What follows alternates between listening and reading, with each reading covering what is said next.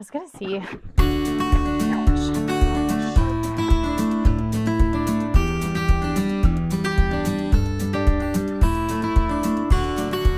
Hey y'all, and welcome back to the Heart of Home. I'm Courtney, and I'm super glad that you found my little corner of the world here. Today, we're going to be expanding my worm farm. So if you're wondering what I'm holding, this is actually my original bin that I got for like $5 at Walmart. Might have been a little more than that. I can't remember, but it was definitely cost efficient. And I've got 500 at least worms in here. I have noticed some really teeny tiny little baby worms, which tells me that I've had some cocoons hatch. So that is really exciting. But I am noticing that my worms are a little stressed. And how I know that is because there's a couple spots in this worm bin, and I'll show you, where the worms are clustering into just a ball. And typically that is because they are stressed. Why? It's not an exact science of knowing or understanding why your worms are stressed, but you can make some assumptions.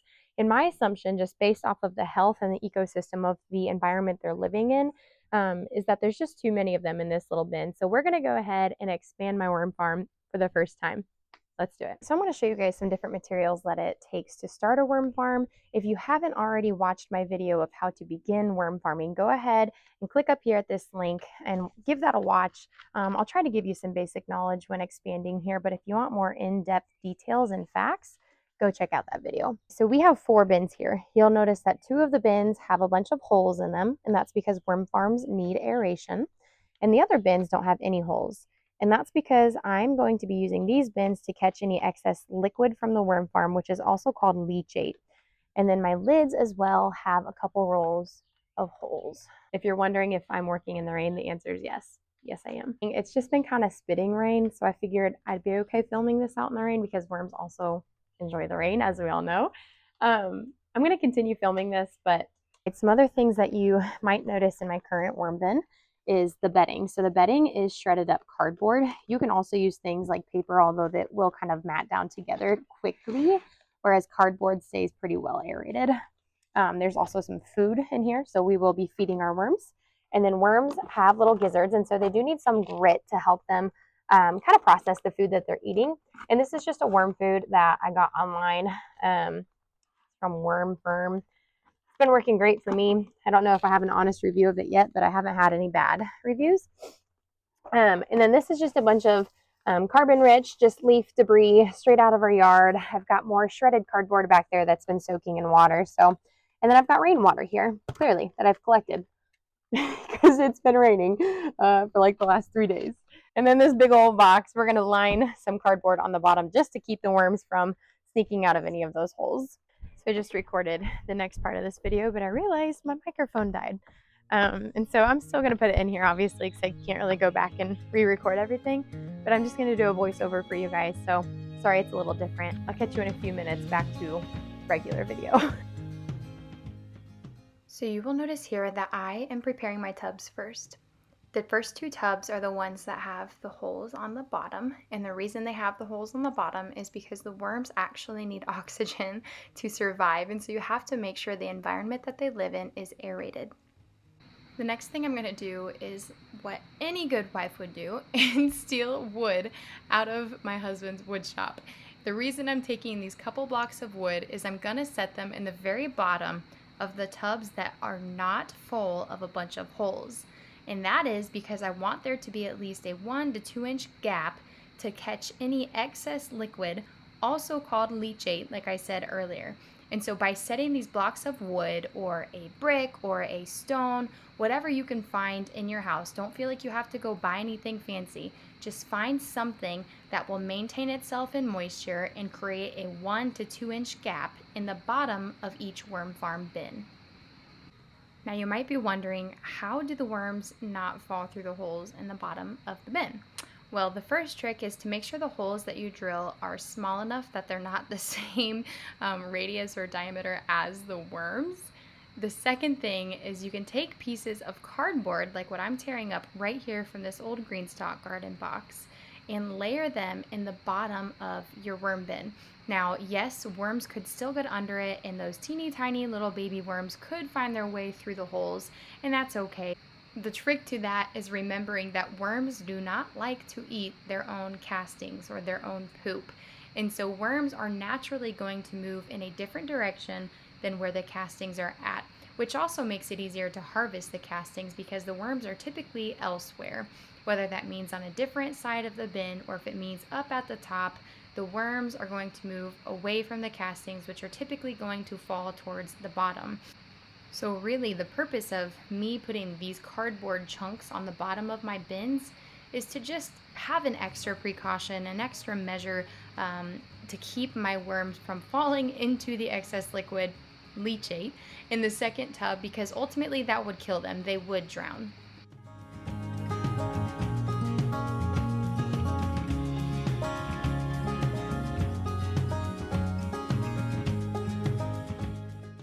So as I've mentioned before, the environment that worms need to live in needs to be something somewhat similar to, say, a wrung out sponge. So you do want to make sure that anything you layer in the bottom of your tub, specifically this cardboard, is nice and wet. Now I am pouring more liquid on here than I would if this cardboard was already saturated, because I know that the excess is going to flow right through those holes in the bottom. So I'm not too worried about having too much sitting water in the bottom of my tub, because I did drill a gazillion holes in the bottom. So the next step is actually very similar to how I garden. I like to mimic the way that the earth grows anything. So if you go out to a local wooded area, you're going to notice that the earth has layers. The earth is not just dirt and plant or worm and dirt. It is composed of a bunch of different organic matter that has naturally gotten to the place that it's at. And so by doing that method, I am also creating an environment that is going to be natural to the worms that I have.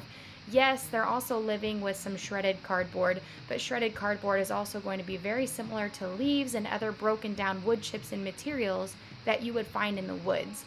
But another way that I'm incorporating some natural organic matter is by simply raking the leaves, the sticks, the dried up root systems that I've pulled out of my front yard that have been sitting in a pile and have created what you would call a leaf mold, as well as the dry pile from on top of those. I have collected it all together in that little bucket that you see right there next to me, and I am laying those right on top of my already moistened cardboard.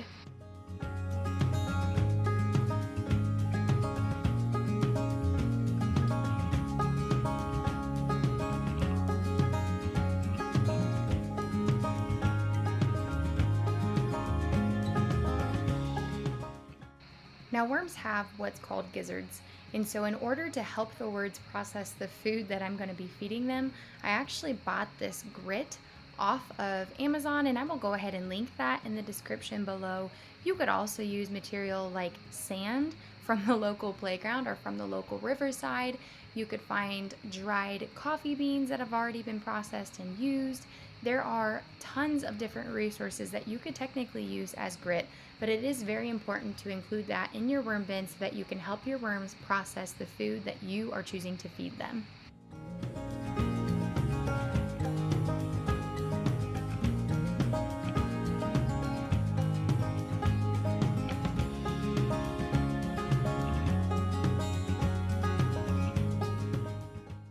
Now the next step, again, just like with the cardboard on the bottom of the bin, is adding water. Now if you have access to storing rainwater or just sticking a 5-gallon bucket outside or a wheelbarrow, I would highly recommend using rainwater. Not only is it packed more of nutrition, but it also avoids things like chlorine and other items that can be found in your sink water or your tap water, or just city water for that matter. So if you have an opportunity to collect rainwater, I would highly recommend it and use that as your form of watering your worms. Again, the idea here is to mimic the earth. Would a hose be watering the worms that are in the earth in your backyard? Maybe if you're watering your garden or your grass, but more than likely they are finding water that has been reserved in the ground from rainwater. Now you'll notice my next step is adding in that pre-soaked in rainwater shredded cardboard. So what I did is I took this to where I work. I shredded up cardboard after I ripped off all of the stickers and the labels and any glue residue, because worms don't want to eat that, and so they won't process that cardboard. I soaked it in the wheelbarrow that you see right there behind me after yesterday's rainfall. So it's been soaking in there overnight, which is plenty of time. And all I'm doing is taking it out. I'm wringing it out if it's too wet, like if it's in the bottom of that bag, because we're going for a damp or a moist sponge or a wrung out sponge, not one that's full of water.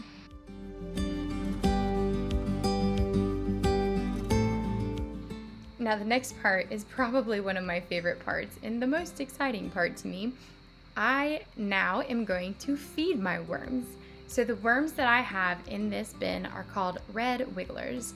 And so they're different than earthworms, whereas earthworms like to dwell a little deeper in the earth.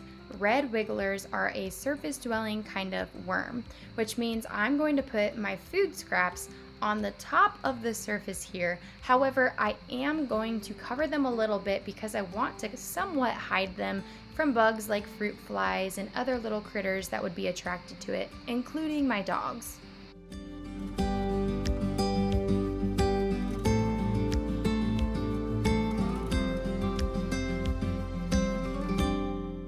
Should I repeat that? Including my dog? As you can see here, Kion is already attracted to the food that I'm feeding the worms, mostly because, like the worms, Kion loves avocado. So avocados and bananas are said to be one of the worms' favorite sources of food. And so I typically like to save my avocado scraps, the peels, the pip, everything. Look at him, he's trying to scout out some food. And my toddler has already been trained as well to save the banana peels to feed the worms.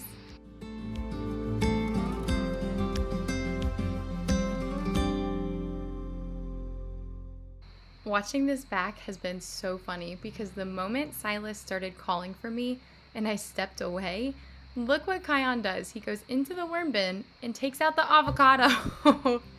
And then he pretends like nothing happened at all. Typical husky.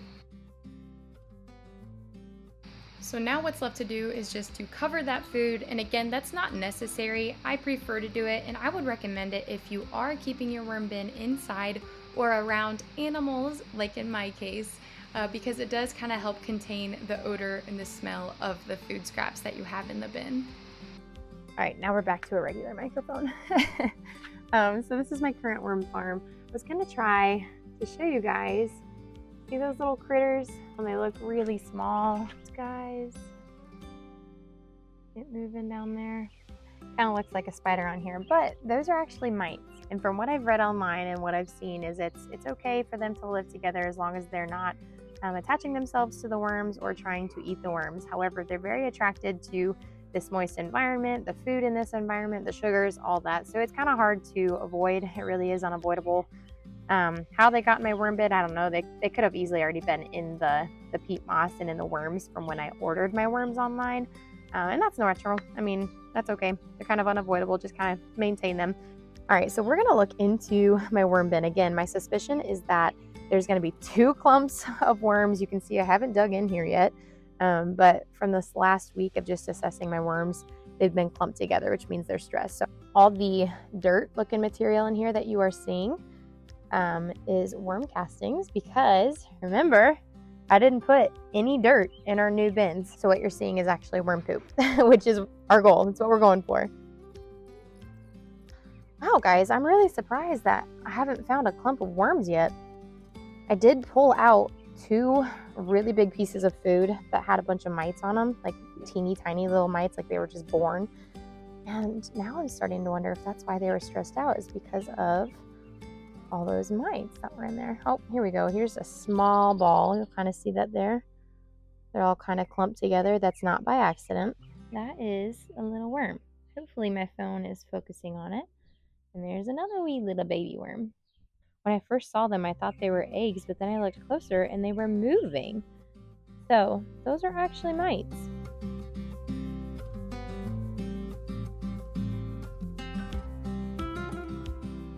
So if you look right there at the tip of my finger, you'll notice that lighter strip, and it's also a little more raised. That is the sac where 2 worms will rub together and inseminate one of the sacs. And eventually that sac, from what I have learned, is it will come off. It will detach, and that becomes the cocoon full of little baby worms. So there's 2 ways to know if your worms are healthy and repopulating, and that is finding those sexually mature worms. Well, there are 3 ways actually, but sexually mature worms is one. Finding actual cocoons in your bedding is the second one. And the third way is also finding all those teeny tiny little wormies.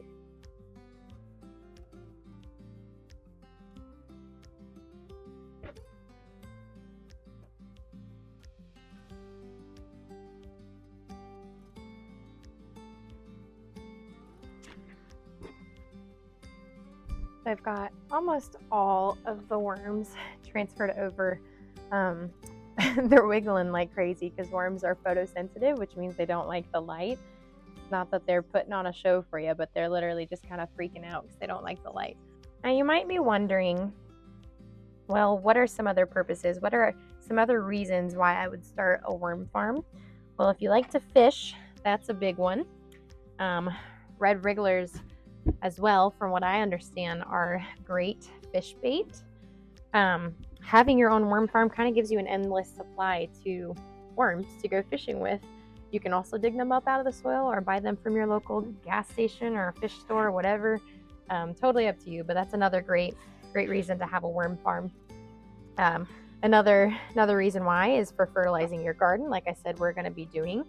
Some other people will make a living out of it. You can also sell worm castings if you had an excess that you weren't using in your garden.